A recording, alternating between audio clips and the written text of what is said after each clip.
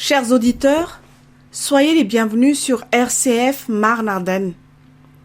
Voici venue l'heure du culte protestant. Je m'appelle Lydie Simondra Artin et je suis membre de l'Église protestante unie de Reims et Épernay. En raison de l'impossibilité de nous rassembler en Église, le culte protestant dans la Marne et les Ardennes est célébré sur les ondes. Il a été préparé par nos pasteurs Xavier Langlois et Pascal Geoffroy et il a été enregistré par Mathias Randenassoul et moi-même dans un studio à domicile. Les techniciens de RCF diffusent sur les ondes, non à partir de leurs studios qui sont fermés, mais à distance. Les cantiques sont accompagnés par les familles Pogois et Ranaïfson avec l'appui du groupe de louanges de Temple de Reims, ainsi que Dorothée Vettel à l'orgue. Que tous en soient chaleureusement remerciés. Pour entrer dans ce culte, nous chantons le cantique 21-15. Venez le célébrer. Cantique 21-15.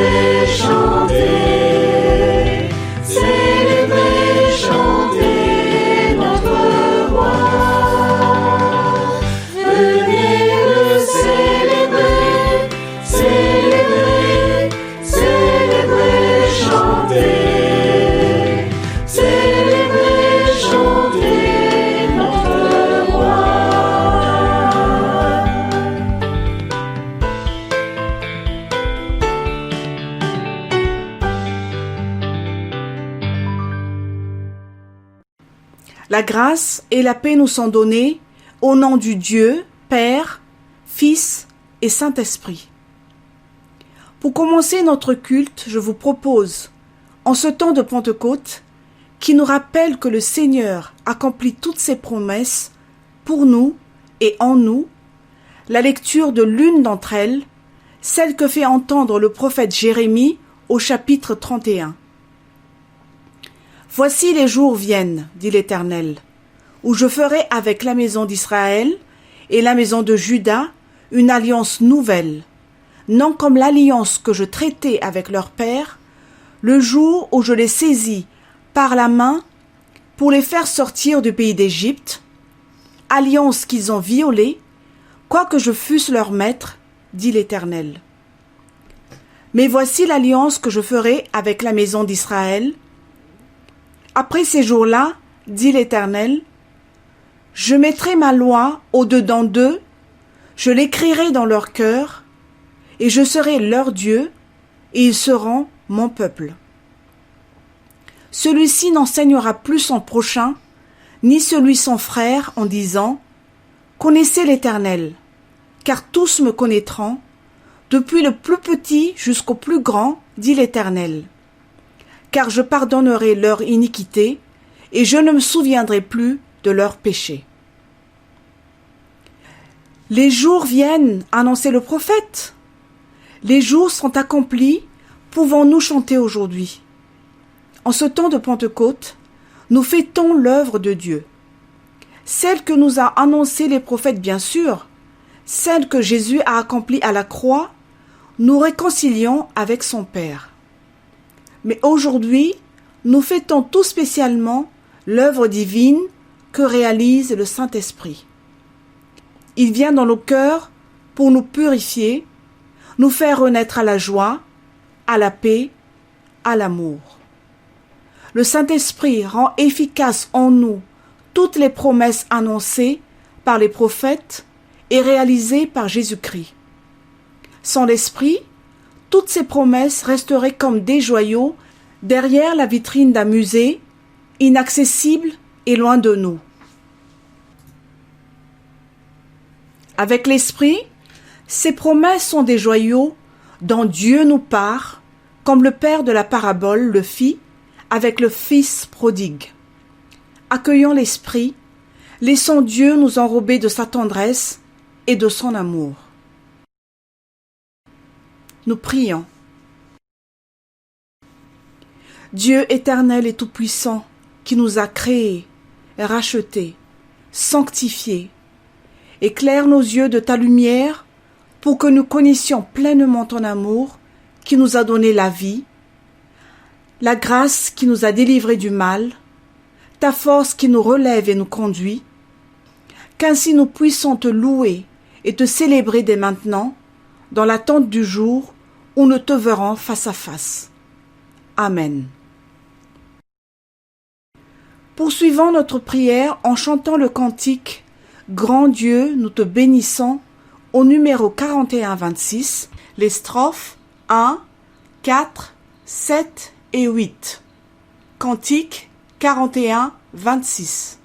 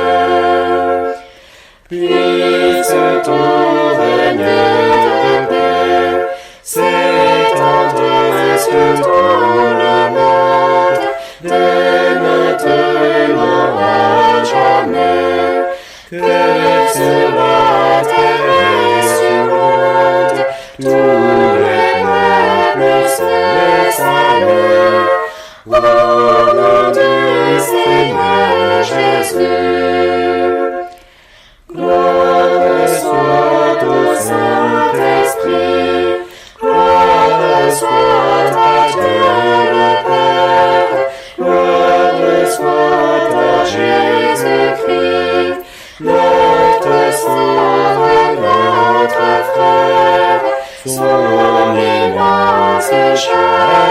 Demeure pour l'éternité.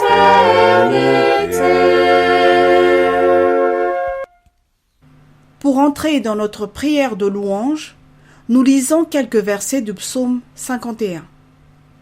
Ô Dieu, aie pitié de moi dans ta bonté. Selon ta grande miséricorde, efface mes transgressions. Lave-moi complètement de mon iniquité et purifie-moi de mon péché. Car je reconnais mes transgressions et mon péché est constamment devant moi. J'ai péché contre toi seul et j'ai fait ce qui est mal à tes yeux, en sorte que tu seras juste dans ta sentence, sans reproche dans ton jugement.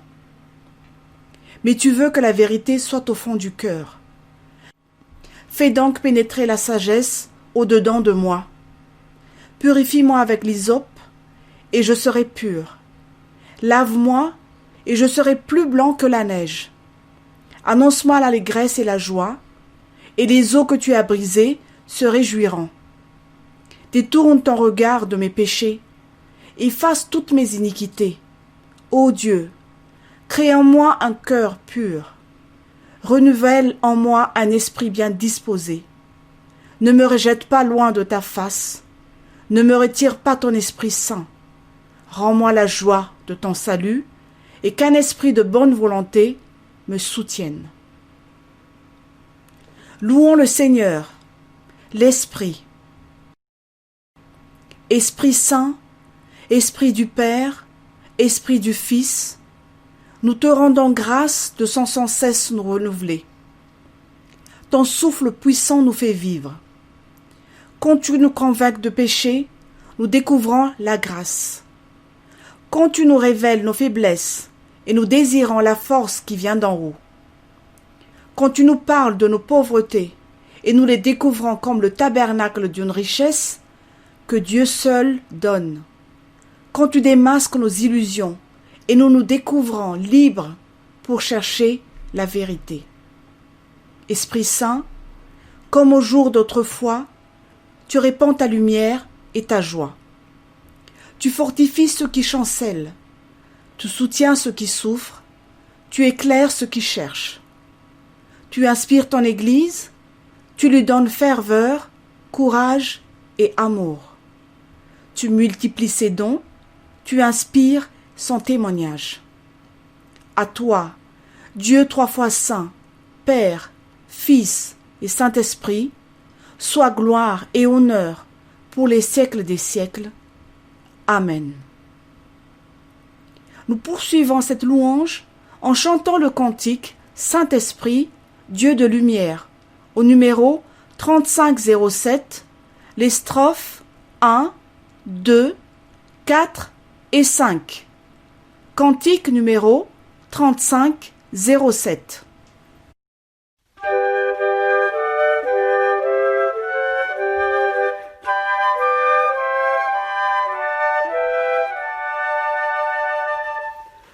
Saint-Esprit, Dieu de lumière, viens resplendir dans nos cœurs. Nous serons avec nos frères, les témoins du seul Sauveur. Fais-nous vivre en ta présence, révèle-nous de ta puissance, et baptise-nous de feu. Esprit Saint, Esprit de Dieu. Viens, Esprit de la promesse, défenseur venu d'en haut. Sois vainqueur de nos faiblesses, donne-nous des cœurs nouveaux. Fais-nous vivre en ta présence, révèle-nous de ta puissance, et baptise-nous de feu. Esprit Saint, Esprit de Dieu. Forme-nous pour le service de divine libération.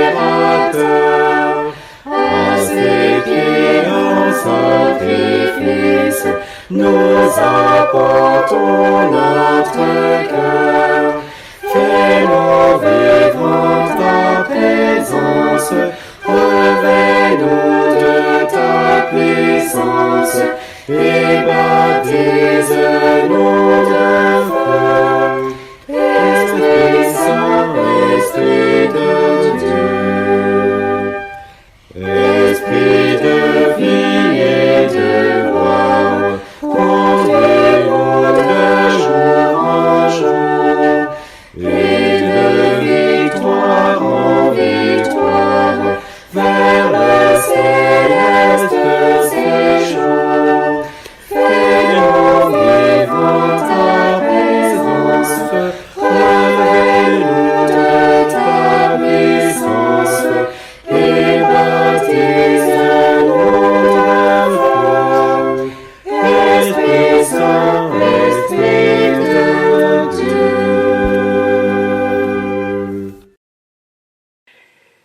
Chers amis, avant de lire les Saintes Écritures, je vous invite à la prière.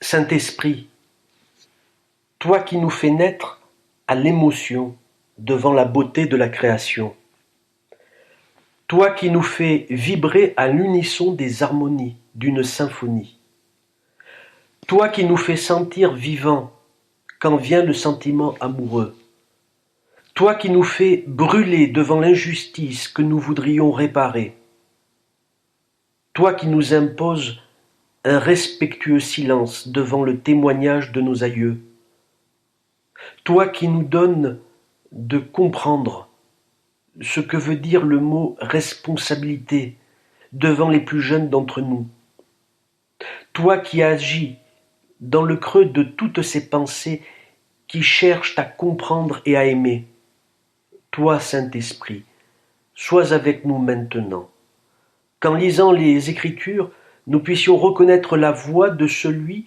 que nous voulons aimer par-dessus tout, la voix de celui qui nourrit nos méditations jour et nuit, la voix de celui qui nous aime et nous fait naître à l'amour. Amen. Nous lisons dans le livre des Actes au chapitre 16, les versets 6 à 10, Actes chapitre 16, versets 6 à 10, et ainsi nous plongeons dans le deuxième voyage missionnaire de Paul, voyage conduit évidemment par le Saint-Esprit. Je lis. Paul et Silas parcoururent la Phrygie et la région galate, car l'Esprit Saint les empêcha d'annoncer la parole de Dieu dans la province d'Asie, de sorte qu'ils traversèrent la Phrygie et la Galatie. Quand ils arrivèrent près de la Mysie, ils eurent l'intention d'aller en Bithynie, mais l'Esprit de Jésus ne le leur permit pas. Ils traversèrent alors la Mysie et se rendirent au port de Troas. Pendant la nuit, Paul eut une vision. Il vit un Macédonien debout qui lui adressait cette prière. « Passe en Macédoine et viens à notre secours. » Aussitôt après cette vision, nous avons cherché à partir pour la Macédoine, car nous étions convaincus que Dieu nous avait appelés à porter la bonne nouvelle aux habitants de cette contrée. Amen. Nous sommes le premier dimanche après la fête de Pentecôte et c'est un grand jour. Je ne sais pas si nous le mesurons, mais ce jour est vraiment important parce que moi je dis souvent que c'est le premier jour véritablement de notre existence de chrétien. Alors bien sûr, il y a Pâques. À Pâques, nous avons été avec Christ relevés de nos tombeaux. Nous avons été ressuscités de nos morts. Mais c'est à la Pentecôte que nous sommes remplis de son souffle, de sa grâce, de sa vie. Aussi, ce temps qui commence nous appelle à vivre en communion avec ce souffle. Et la Pentecôte inaugure ce que je nomme la liberté chrétienne. c'est-à-dire la possibilité de vivre l'Évangile, vivre ce que nous croyons. Nous sommes maintenant, par l'Esprit, équipés pour vivre notre appel, pour entrer dans la volonté de Dieu, pour vivre concrètement de sa grâce auprès des hommes. Recevoir l'Esprit Saint, c'est finalement pouvoir enfin vivre comme des enfants de Dieu.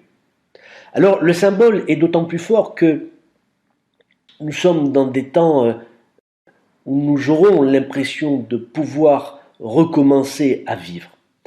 Après avoir été confinés, retenus dans nos maisons, après avoir été timidement autorisés à sortir sans laisser passer, nous pouvons reprendre un semblant de vie normale. Et pour nous, hommes et femmes de foi, nous allons bientôt pouvoir à nouveau célébrer nos cultes. Alors ce n'est pas que notre vie de chrétien aura été suspendue pendant ces semaines si particulières, bien au contraire, je crois que nous avons tous dans l'intimité de nos retraites vécu un chemin avec le Seigneur, mais aujourd'hui, à l'heure proche d'une vie d'église retrouvée, nous ressentons la joie de renouer avec la dynamique d'une vie missionnaire, d'une vie de service, d'une vie engendrée et animée par l'Esprit Saint. Oui, c'est le temps que nous vivons, et pourtant je nous ai lu un texte qui nous dit l'exact contraire. Le Saint-Esprit empêche Paul et Silas de poursuivre leur voyage missionnaire. Jésus ne leur permet pas. On aura beau prendre le texte dans tous les sens, nous ne pouvons pas ne pas lire ici le récit d'une grande frustration. Ces apôtres ne font rien de mal pourtant. Bien au contraire, ils sont ardents dans l'appel qu'ils ont reçu et pourtant ils sont brutalement arrêtés. Leur vie de missionnaire est suspendue à une attente qui semble vide d'objectifs, vide d'horizon. Ils sont empêchés, il ne leur est pas permis. Et on ne nous dit pas pourquoi. Aucune explication, aucune justification. À l'arrêt se superpose l'incompréhension. Cependant, en dépit du manque d'explication, ce qui frappe dans ces événements, c'est surtout l'absence de réaction des apôtres. Ni crainte, ni colère, ni tentative de persuader le Seigneur. Ils sont dans la totale acceptation. Et cette acceptation, on la comprend, elle a une bonne raison qui ne nous aura pas échappé, mais il faut quand même la souligner. C'est que cette obligation à stopper est d'abord un commandement du Christ, une injonction de l'Esprit Saint. Nous sommes sur un lieu étrange. L'impossibilité se fait ici parole de Dieu. Le commandement divin, c'est de ne pas aller en Bithynie. Et la désobéissance humaine eût été de poursuivre une action là où elle n'était pas désirée par le Seigneur. C'est étonnant de nous rendre compte que la désobéissance peut se draper, se cacher derrière les apparences d'une fidélité. Dans l'histoire de l'Église, que de crimes n'a-t-on pas commis au nom de Jésus-Christ, au nom d'une pureté, d'un intégrisme. Alors ce n'est pas le cas ici, mais il n'empêche que le cas présent nous donne de comprendre que l'appel du Seigneur doit parfois et peut-être souvent être entendu contre les idées toutes humaines que nous nous faisons de cet appel. Il nous faut parfois entendre Dieu contre les voix que nous lui prêtons, contre les paroles que nous lui prêtons. Alors l'impossibilité de poursuivre leur mission est un temps paisible pour Paul et Silas, car il s'apparente à un temps de discernement. Le discernement, j'ai envie de reprendre les mots de Sartre, qui disait que l'être humain doit être en capacité de tenir un écart avec soi-même et en soi-même. Et Sartre qui jugeait que cet écart était indispensable pour pouvoir se projeter. Et j'aime cette idée, c'est pourquoi je la reprends, qui nous invite à nous méfier de nous-mêmes pour pouvoir penser notre chemin. Sauf qu'ici, cet écart n'est pas la distance que le sage, le philosophe prend vis-à-vis de lui-même, mais l'écart que le croyant cède en lui pour accueillir la parole de Dieu. Et nous sommes là devant la définition même du discernement. Que veut dire discerner au fond? Eh bien, c'est se tenir à distance de soi pour entendre d'un autre ce que je ne peux me dire à moi-même. Alors, reste à lire ce qui doit être discerné par les apôtres. Eh bien, aux frontières de l'Asie, la Turquie actuelle, et aux portes de l'Europe, la Grèce actuelle, à Troas, la célèbre ville d'Homère, l'apôtre Paul reçoit la vision du Macédonien qui appelle au secours. Alors, cet événement, cette vision est absolument capitale dans l'histoire du christianisme, parce qu'elle donne à voir le passage que traverse le témoignage chrétien, passage du judaïsme vers les païens, vers les non-juifs. Et effectivement, si l'espérance du salut par la foi en Jésus-Christ est offerte à tous, ce que nous croyons et ce que nous disons facilement aujourd'hui, fut un cheminement intense à vivre pour les apôtres. Pierre ne s'est pas naturellement tourné vers le Romain Corneille. Et si l'apôtre Paul a déjà à plusieurs reprises prêché l'évangile aux païens, aux non-juifs, ce fut consécutivement au refus des synagogues, où il se rend toujours en premier pour prêcher la bonne nouvelle. La vision du Macédonien inaugure une mission radicalement orientée vers le monde grec et païen. Le Macédonien, c'est celui qui est radicalement autre, mais que le Seigneur aime tout autant. Alors, je dis radicalement autre, il faut le dire rapidement, parce qu'en fait, ce pauvre Macédonien est semblable à tous ceux que l'apôtre a déjà évangélisés. Et cette similitude réside dans un trait qui caractérise tous les êtres humains, un trait lourd à porter puisqu'il s'agit de la souffrance. La vision dévoile un grec qui souffre et qui appelle à l'aide.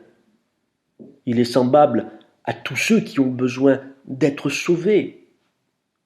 Et nous nous reconnaissons en ce Macédonien. Nous reconnaissons l'humanité dans cet homme qui souffre. Un grand philosophe français, Nicolas Grimaldi, dit à propos de la pandémie que nous avons traversée, il dit ceci, il dit que l'humanité a pris conscience de son universalité en prenant conscience de sa mortalité, de sa précarité partout dans le monde au même moment. C'est partout pareil parce que nous allons tous mourir. Bon, c'est vrai que durant cette pandémie, toutes les barrières ont volé en éclats au même moment. Fait extraordinaire. Plus de statut social, plus de distinction de géographie ou d'ethnie.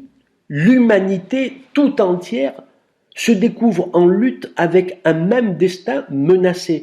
Ce fut un événement unique dans l'histoire de l'humanité. Au même moment, tous les êtres de la Terre ont été violemment menacés de la même manière. Le Macédonien ne souffrait pas du Covid, évidemment. Mais il figure comme ça l'humanité dans son universalité, celle qui souffre du manque de salut, l'humanité vers laquelle la mission doit s'orienter radicalement. Mais ce Macédonien ne nous parle pas uniquement d'universalité, fût-elle de l'humanité tout entière qui a besoin de salut. Il nous parle aussi, d'une part, de cette humanité qui, au regard d'une conception juive du peuple de Dieu, n'avait pas de place dans cette espérance. Et il me semble que la vision en tant que telle, la vision en tant que mode de communication de la part du Saint-Esprit, nous apprend que cette idée du païen qui peut faire partie du peuple de Dieu n'était pas acquise pour Paul, juif et pharisien de formation, et qu'il faut rien de moins qu'une révélation pour que celui qui jusque-là est invisible, le païen, soit redécouvert dans toute sa dignité. De ce point de vue, cette prise de conscience, cette vision de Paul, moi je l'apparente presque à un phénomène de conversion, un changement radical d'état d'esprit, de compréhension du monde et de ceux qui l'habitent. Désormais, celui qui n'apparaissait pas sur les écrans radars, le païen, le non-juif, l'étranger, le lointain, devient l'objet même de toute l'attention, l'objet même de la prédication. Au regard de cette conversion de regard, on comprend mieux la nécessité de l'arrêt. L'arrêt est nécessaire pour découvrir celui peut-être que je ne voulais pas voir.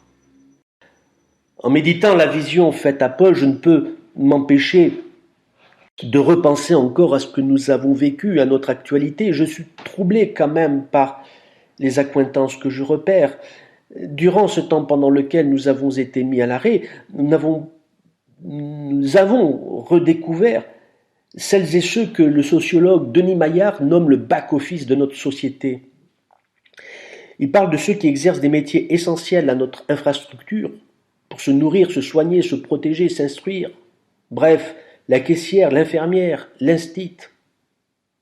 Le back-office, c'est cette France qui est indispensable et que l'on ne voit pas. Cette France qui se désespère du manque de reconnaissance. Et tout à coup, l'arrêt brutal l'a mis en lumière. Comme Paul, nous avons été arrêtés et obligés de voir ce que nous ne voyons pas. Visibilité inespérée, visibilité applaudie chaque soir à 20h, mais qui engage à présent. Qu'en sera-t-il du monde d'après ? Je ne sais pas, mais ce que je sais, c'est que l'invisible macédonien a été révélé à Paul comme celui dont il devait s'occuper absolument. Le salut passe par une attention cruciale accordée à celui qui a été oublié et qui est redécouvert dans toute sa dignité. Si nous avons parlé de la souffrance comme d'un marqueur universel de l'humanité, la dignité en est un autre aussi, et beaucoup plus positif. Cette dignité qui fait défaut, cette dignité que des événements tout à fait hors normes révèlent, eh bien, cette dignité de l'autre, nous avons la charge de la préserver. Quand la dignité du Macédonien est révélée, Paul est alors habilité pour aller évangéliser. Peut-être devons-nous comprendre que c'est en luttant, ou en tout cas en nous mobilisant pour la dignité des oubliés qui nous entourent, que peut-être nous sommes mystérieusement envoyés vers eux comme témoins du salut. Amen.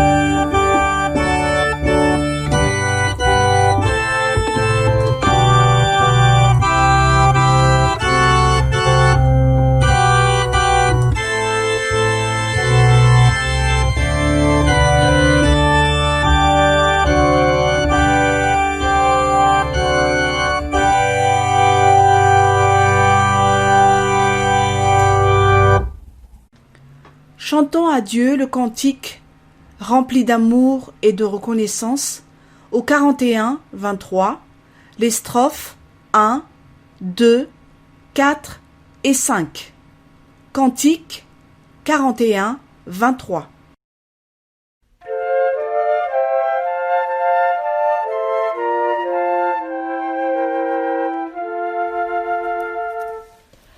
Rempli d'amour et de reconnaissance, nous t'adorons dans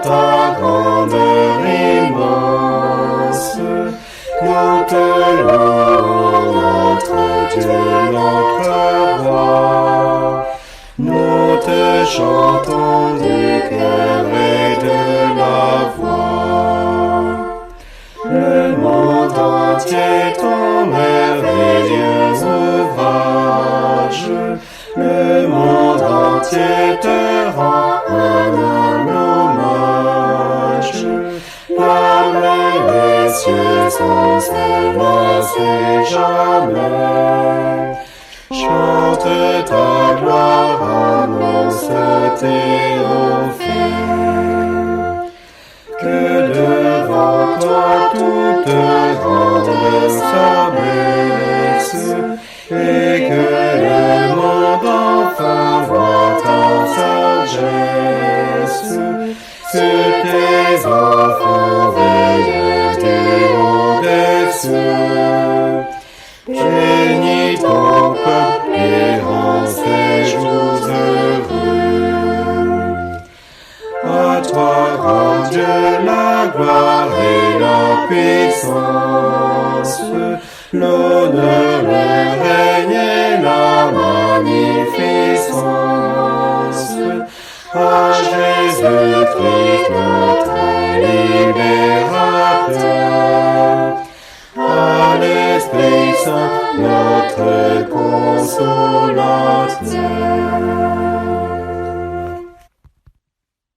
Nous nous rassemblons dans une prière d'intercession. Dieu vivant, viens faire de nous le temple de ton Saint-Esprit. Par ton Esprit, renouvelle l'Église entière, que cessent bientôt ses divisions, et qu'elle soit dans le monde la colonne et l'appui de la vérité.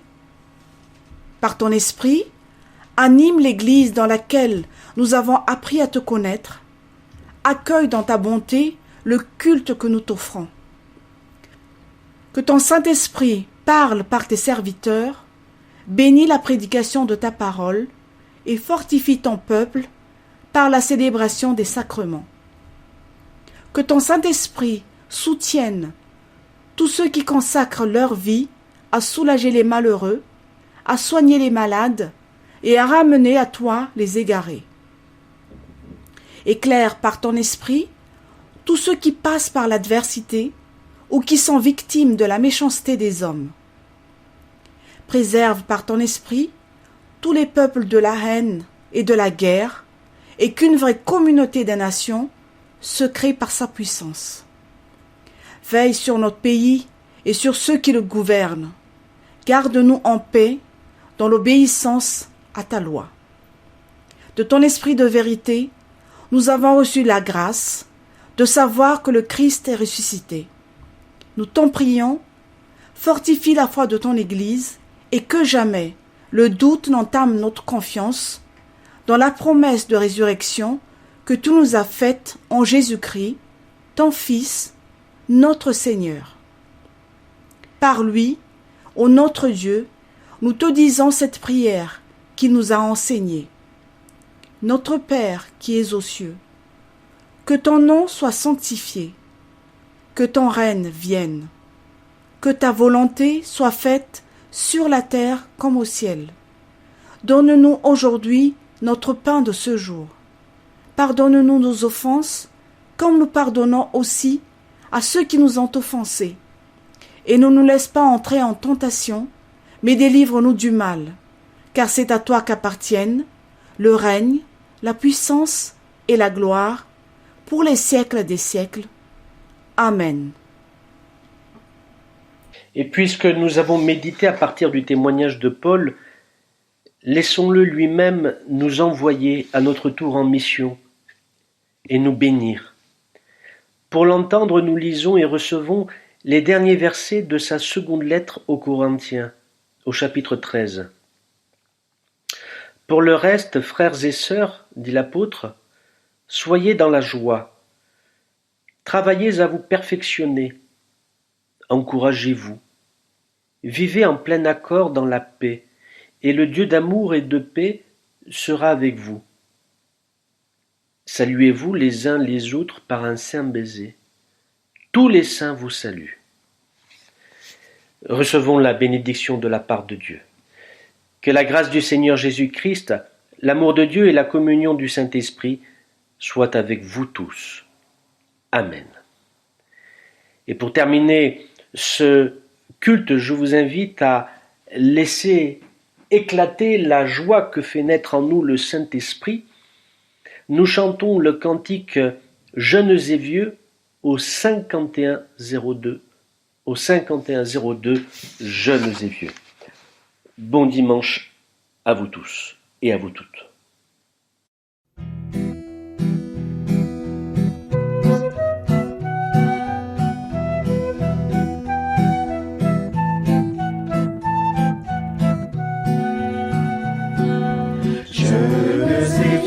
Se réjouiront ensemble, les jeunes filles danseront de joie.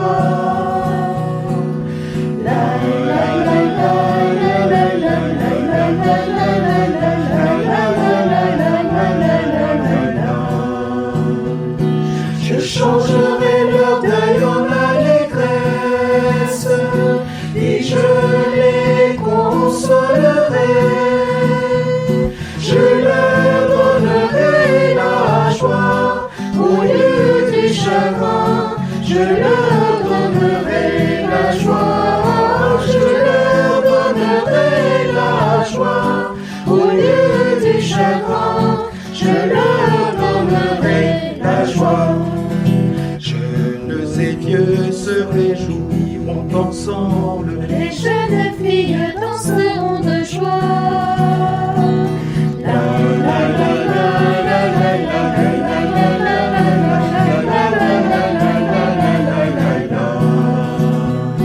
Je changerai le deuil en allégresse et je les consolerai. Je leur donnerai la joie au lieu du chagrin. Je leur donnerai la joie. Je leur donnerai la joie au lieu du chagrin. Je leur